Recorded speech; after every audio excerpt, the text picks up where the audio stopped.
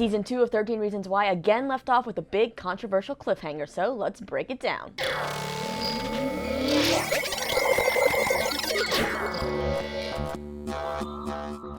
What's going on, y'all? Lisa here, and it is time to talk about the ending to 13 Reasons Why. Now, if you want a more in-depth breakdown of how we got to this ending, I'm going to have a full Season 2 recap on my channel, and when it's ready, that link will be down in the description. This is just going to be a shortened summary of the season, mainly focusing on the ending and what happened there, so it goes without saying here, but spoiler alert. As kind of expected, Season 2 ended with something very controversial, but that was hinted at in the Season 1 finale. The finale deals with the topic of male sexual assault and gun violence when it comes to school shootings.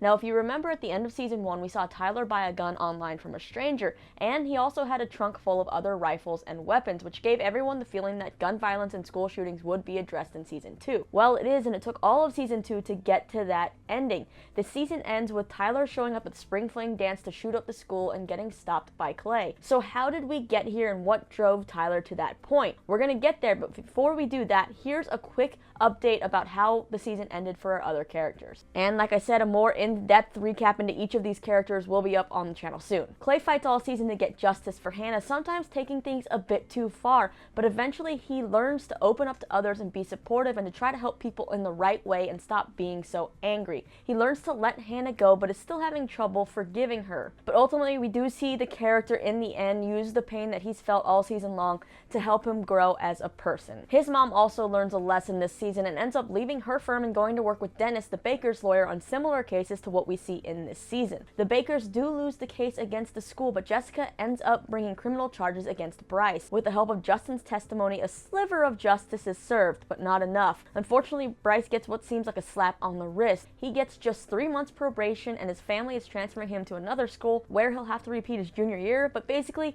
he'll still get to play sports and stuff, so he is getting a second chance to start over with a fresh new reputation.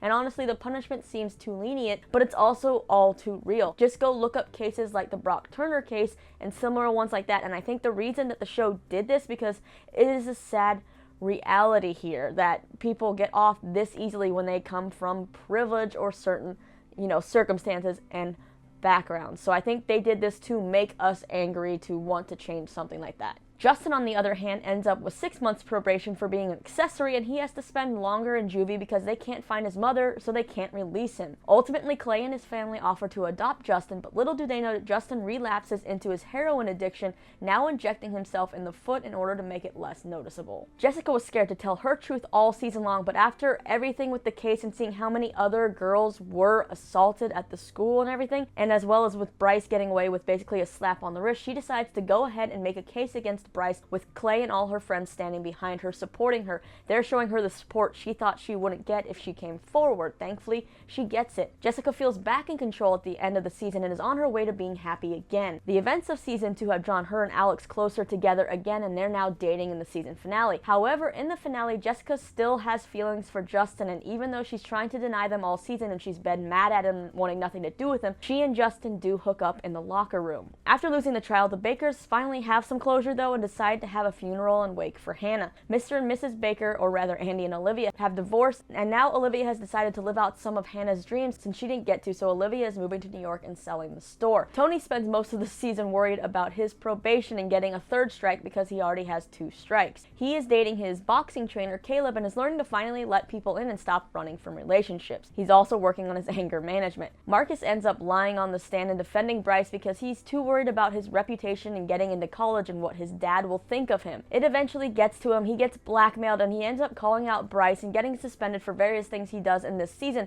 but still, he doesn't appear in the finale, so who knows what really happened to him in the end after the suspension was over. Sherry is also not in the last handful of episodes, really. She ends up spending the time at the end of Season 1 to where we pick up in Season 2, 5 months later, in juvie for the incident with the stop sign and Jeff's death. She tries to be a friend to Clay and helps him out when it comes to taking care of Justin's detoxing and also the mystery box of Polaroid pictures. pictures. She then helps them discover the clubhouse where the pictures are, but that event really seems to traumatize her, and we don't see her the rest of the season as she doesn't want to help anymore. Alex did survive his suicide attempt and has damage to the left side of his body. He spends most of the season physically, recuperating as well as mentally. He's trying to remember something important as he remembers everything up to a month before his incident. He ends up making real progress in his recovery. As his memory starts to come back, he has his friends and he reconnects with Jessica and they're dating. That thing he remembers is that he and Monty heard Hannah being raped that night.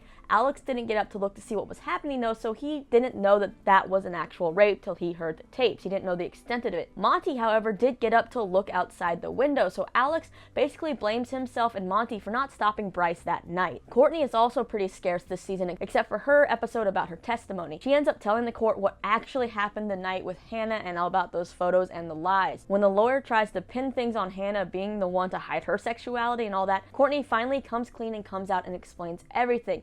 And her dads accept it better than she thought they would. We only then see her a few other times throughout the season, mostly trying to tell Marcus that he needs to do the right thing. She does appear in the finale when all the group hugs happen. Ryan's also pretty scarce throughout the season, and his testimony is the one that helps reveal a few more things about Hannah and her poetry and things that we didn't already know about her. But I feel like his character wasn't as important this season either. He didn't have as big of an arc, but he does end up in the group hug scenes at the end of the season. Zach spends the season trying to make up for what happened in season 1. He's taken it upon himself to help Alex with his recovery, and he's in a tough spot because he hates Bryce but is also on the baseball team. The mystery of the Polaroids this season, which really is a plot that isn't as big as in the season as the trailer makes it seem, is a result of Zach. Zach is the one who sends the Polaroids to Clay because Zach didn't know how to actually come out and help publicly. He sees himself as a coward in many ways, and he has a hard time opening up and stuff, mainly because his mom has a way of always shutting him down and telling him he's fine, and in other words, bottling things up and pretending everything is fine, not talking about them. So he has been scared to come forward against Bryce and, make an uproar, cause drama, so he's been trying to do all these things on the down low without people knowing. But he basically becomes the best friend in the sense of everyone, I feel. For our new characters, Chloe is the new head cheerleader and Bryce's girlfriend who learns she was also raped by him at one point, and she does go to testify against him, but Bryce's creepy stare and that sense of loyalty and the manipulation and hold that he has on her eventually gets to her, and she ends up changing her testimony at the last second, sticking behind Bryce. The season ends with her telling Jessica she's pregnant, and she looks scared because deep down she knows Bryce is bad, but she doesn't know how to get out of that situation. Sky isn't a new character, but she is in the first half of the season. She's dating Clay at the beginning and has issues and still is cutting herself. Because Clay's still not over Hannah, he doesn't seem to really notice Sky's problems as much, but also when he finds out, he tries to keep saving her. Now after a big fight, she goes home and cuts herself, this time sending her to the hospital because it's such a deep cut she needs stitches. But she does tell Clay she doesn't want to die, so this was not a suicide attempt. She eventually ends up at a mental health facility and gets treated for being bipolar and other things, and the program actually works for her. She's in recovery, handling her situation, but she decides that she needs to reset and moves away to live with her aunt and uncle, but of course gives Clay some pretty good advice. Nina is a character we meet thanks to Jessica. She's a track star at the school who bonds with Jessica because she's been sexually assaulted as well. She, however, seems like she's moved past it and regained her power and is trying to help Jessica. Ultimately, though, she learns she's not as okay as she thought she was, and she ended up in ways trying to pretend like the assault never happened to her. She decided she didn't need to tell people the story. She didn't want it to define her. But because she never wanted to tell anybody about it, it drove her to push people away, especially her boyfriend who she cheats on, and she fears getting close to people. She ultimately is the one who steals the box of Polaroids and burns them so they can't be used in the trial. As for Mr. Porter, he tries hard to make up for his mistakes last season by being more attentive and oftentimes taking matters into his own hands, sometimes that crossing the line. He does his best with what little time he knows he has left at the school, even going toe-to-toe with the baseball coach who protects the team, and is a scumbag too. Ultimately, Porter is fired, but before leaving, he gives Principal Bolin a bunch of files of like 11 high-risk kids that need attention, but of course, Bolin decides to ignore those files. The one file on the top of that pile is, of course, Tyler. Mr. Porter was also one of the people called to testify in order to support the school, but he decides that it's best if he does what's right, so he decides to call out Bryce Walker and as well as the school for not having the proper training he needed to handle situations like this. I think that covers the majority of the characters that were important from last season with the tapes, as well as the few new characters we saw that had a little bit of a bigger part. But let's get to the main two characters that have this big explosive ending. That's Tyler and Montgomery, or Monty. So Tyler gets bullied this season, especially after his testimony. It just doesn't let up, and he's getting tired of it. He's the first one to testify in the trial, and everyone calls him a creep after they learn what he's done. The extent of what he's done is actually made public because Clay ends up at one point releasing the tapes online when he's gone to kind of one of his lowest points, when he feels like no one is doing anything. Clay releases the tapes online anonymously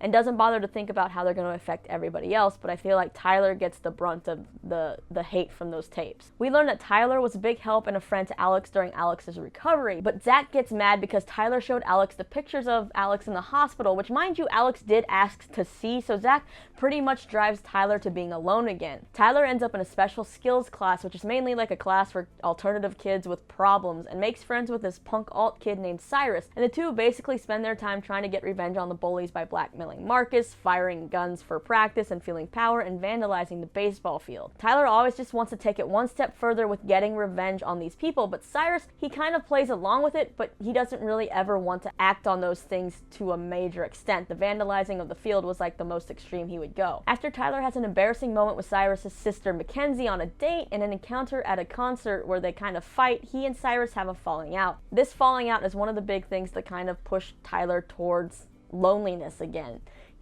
Things were starting to look up. He had friends with Cyrus. The girl liked him, Mackenzie. She didn't judge him, especially after the tapes came out. But this falling out with Cyrus really hit him hard. Ultimately, Tyler tells Cyrus multiple times they really need to keep making the guys pay. And, when Cyrus doesn't want to do it, he decides to post pictures of him and Cyrus messing up the baseball field. Then they both get in trouble. Tyler ends up getting sent to a program, and he comes back a while later and tells a new counselor he's actually learned a lot, and he now knows he's responsible for his own actions and how he reacts to things. And it really does seem like Tyler has learned a lot and changed. Someone who hasn't changed and becomes an even worse character than we thought Bryce could be is Bryce's sidekick Montgomery, or Monty. Monty is basically like the new Justin, but worse. Like Justin, he comes from a messed up home life where his dad beats him, and he basically clings to Bryce because he feels needed when it comes to Bryce. While other teammates like Zach and even Scott learn to stop being loyal to Bryce and that he's awful, Monty still tries to defend Bryce, and he's the one sending all the threatening notes, while most of them and vandalizing the cars and stuff, especially what you saw in the trailer. After the trial, Bryce basically drops Monty because Monty has messed up things more than he did help things. He almost messed up the entire trial. Monty is still trying to win Bryce over though and say they got to do something about what happened because he thinks that everything that happened, like the baseball season being canceled and such, is Tyler's fault, and he's really pissed that Tyler's back at school. But Bryce actually wants nothing to do with this. So Monty rounds up some guys, and since Bryce dropped him, Monty is lashing out and blames Tyler for that as well. The guys find Tyler in the bathroom and basically start beating the crap out of him.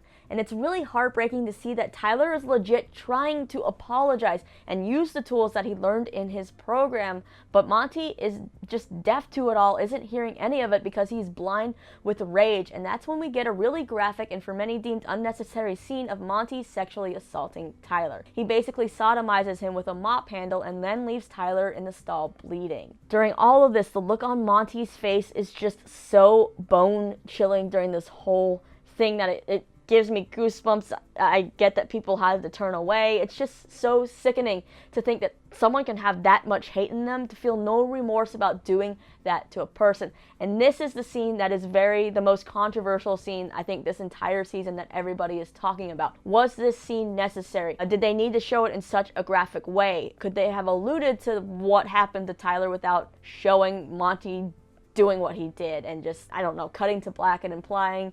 I don't know. That's the whole debate here. So that's up to what you decide you think about it. But it is a triggering scene for some. This incident, though, pushes Tyler's recovery back so far that he decides it's time to get payback again. Even though he goes home and tells his mom that he's fine and she believes him, he shows up at the spring fling dance with his arsenal of guns and pipe bombs ready to wreak havoc. The saving grace here is that he did text Mackenzie. We don't know what the text said, but it was something that was troublesome enough that she showed it to Cyrus, who showed it to Clay, and everyone got a heads up about something bad about to happen. Now, as far as what Clay does next, some call it dumb and it's not really what you probably should do, but it ended up working out and saving the school from a massive tragedy. So some could say he is definitely a hero here. What Clay does is he goes out and confronts Tyler in the parking lot and apologizes for not only the things that he did to Tyler, but for what is going on in general with everything. And he says that hurting someone else is no good even though you've been hurt. What happens here is he basically says the things that I think Clay wishes he had gotten to say to Hannah to save her that he didn't get to, and so now he's trying to save Tyler. Clay tells Tyler that he doesn't want him to die and that they'll figure this out together if he just puts down the gun, that things could get better and Clay will be there for him and everyone will be. Eventually Clay is able to talk Tyler down and lower his gun, and during all this you can hear the cop sirens as they're beginning to head to the school in the background. Clay then grabs the gun from Tyler, Tony drives up, and Clay pretty much shoves Tyler in Tony's car to get away so that he doesn't get caught, and they drive off leaving Clay holding the gun as Jessica and Justin run out and they ask, what do they do now? So that obviously leaves a big cliffhanger. Does Clay get stuck holding the gun when the police show up? Do they cover for Tyler? Because if the cops show up, they're going to know that that's Tyler's car sitting in the parking lot with all the guns in it. The guns are his. What does Tony do with Tyler? So this finale brings up some very controversial topics of male sexual assault in schools and also school shootings. Both sadly happen a lot. Some we don't even know how much it happens, but it does happen. If you do a Google search, you'll see stories similar to Tyler's and such. So honestly, no matter how you're feeling about this finale, hopefully it opens a dialogue to talk about these two issues that also need attention, as well as the other controversial issues discussed in the show. On the topic of Tyler's assault, I think this would have been a good chance for the show to show what happens if you decide to report it the right way and take action. We already saw the effects of other characters feeling shameful and such and not reporting their assaults, like what happened with Hannah as being one ending, suicide, and then Jessica and Chloe, with Jessica deciding to report it and then Chloe being one that hid it. This was an opportunity, in my opinion, for the show to show that you can take a stand even though it might be really hard. There was enough evidence in that bathroom that would put Monty and his cohorts away, especially since Bryce isn't there to protect Monty anymore. Monty just threw the mop in the corner and left. His fingerprints are on it. Tyler's blood is on it. Tyler obviously has the wounds on his body. And I think this would have been a better route to go than to show Tyler wanting to be vengeful and shoot everyone. It would have been a more, I guess for lack of a better word, positive response to the other responses we have seen on the show so far to sexual assault. But yeah, basically season 2 ended with Monty assaulting Tyler and Tyler trying to exact revenge by shooting up the Spring Fling dance, but ultimately getting talked out of it by Clay, being driven away from the scene by Tony. This of course does leave a lot of possibilities for a season 3 if a season 3 happens. As far as if a season 3 should happen, in my personal opinion, again, I think that sometimes it's better to leave things open-ended. Season 2 had a lot of cliffhangers. People are naturally wanting to see these stories continue to know where they go. But sometimes it's better to leave things the way they were, to leave them open-ended, to have that discussion of the different possibilities that it can go and not say, here's how it's going to go, which the show would do if it went to a 3rd season. It's saying, here's, some dialogue, go talk about what's happening. There's a bunch of different scenarios that could play out. Which one do you think would be best? Anyway, that's the ending of season 2 explained the best that I think I could. Hopefully it was okay, but what did you think of this ending and what would you have changed? Would you have even had them show the second, the ending of Tyler and his portion? Because honestly, I think the show could have ended multiple times without all of that and been fine. If it had ended with our characters at the dance and Tyler's last scene being the one where he tells the new counselor he's doing well, we would have been left with a sense of hope, and I think that things really do get better. That whole message, which is a positive one that I think needs to be shown more. We get a little bit of it with Jessica getting kind of a more hopeful ending, but Tyler was the one thing they could have done to really drive that message home. I think it would have left the show on a more hopeful note, but instead they decided to go with the one last shock value scenario to push it over the edge. So that's just my 2 cents again. Anyway, sound off in the comments with your thoughts on season 2 and the ending in particular. If you want to chat with me more in depth about the season, you can obviously hit me up on Twitter, or you can go check out my full season 2 recap, which will have a lot more detail, which will be up very, very soon. If it's not up already by the time you're watching it, there will be a link in the description, and we can chat over there as well. Be sure to subscribe if you like what you see, and hopefully we can keep talking about TV and movies and cool things like that. Nerdy things. I love nerdy things. Anyway, I'm Lisa. Thanks so much for watching, and I'll see you next time.